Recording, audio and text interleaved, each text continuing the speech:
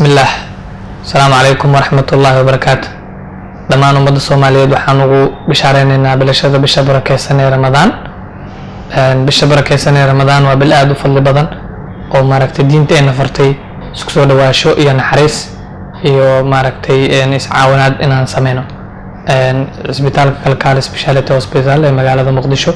بلشة بشبرة كيسان أوغيب وحسمين دونا قيمة دمس بقول كيبو كنتنا oo maaragtay isbitaalka guud ahaan waxyaabaha oo maaragtay services oo sameeyo inaan ku sameyn doono qiimo dhibis 100% waxaan ugu bishaareynaa qof walba oo Soomaaliyeed oo jooga magaalada Muqdisho iyo dhammaan wadanka Soomaaliya inay ka qayb qaataan kana faa'iideystaan bisha barakeysan ee Ramadaan iyo qiimo dhimista isbitaalka oo sameeyo oo maasantiin